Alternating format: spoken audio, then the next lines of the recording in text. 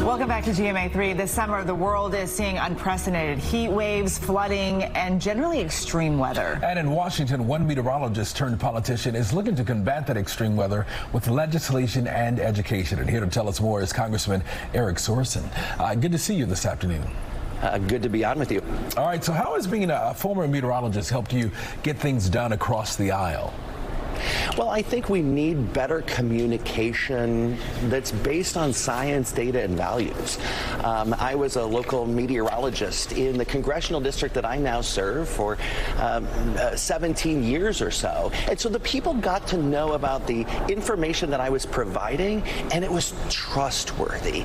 And that's the thing that a lot of politicians and, frankly, a lot of people, they don't have this trust of Congress, and perhaps rightly so, but I think we need to focus on electing the people that have earned the trust before they get to Congress.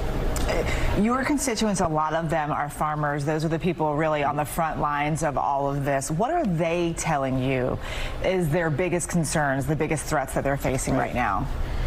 Right, whether that is the fact that we've got increasing drought. In fact, back in my district, we've got moderate to severe drought going on right now. The forecast from today looks out to maybe 100 degrees next week. We're seeing that more frequently.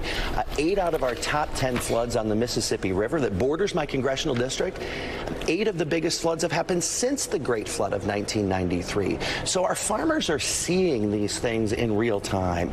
And the real driving force for me is the family farmer.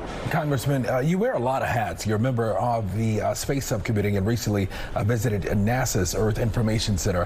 What did you learn about the work that they are doing to combat climate change? Well, first of all, NASA is instrumental in helping us communicate the effects that our changing climate has on us. You know, when you look at the federal agencies that are the most trusted, number 1 is the National Park Service, number 2 is NASA.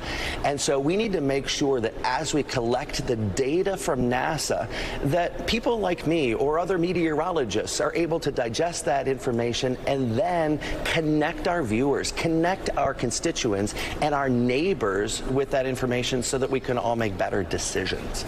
This weather that we've been seeing is so extreme. So my question to you is, how do you think we prepare for whatever it is next that Mother Nature brings our way? I think even that's the scary part of this, because the disasters that we're seeing today are a product of the warming up until yesterday. And so the trajectory that we're going to see more of these extremes into the future. And so whether or not we're noticing the wildfire smoke from Canada today, right? This may be something that we experience more often. So what is the health aspect of that particular climate-fueled disaster, right? We have to answer these questions. We have to make sure that here in Congress we're making better decisions, because these are having real-world impacts, and this isn't something that's far off into the future. This is not the polar bears. This is happening in our hometowns, and we need to focus on it and say, you know what, it's okay if I was wrong in the past. We've got to follow the science today. And Congressman, we're almost out of time, but real quick, what's the best place that people can go to get reliable information when it comes to climate change?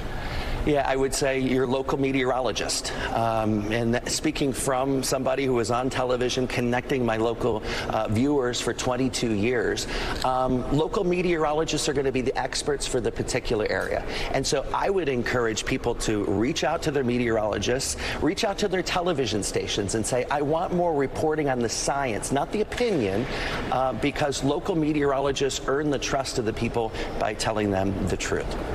Congressman Eric Sorensen, thank you so much for your time.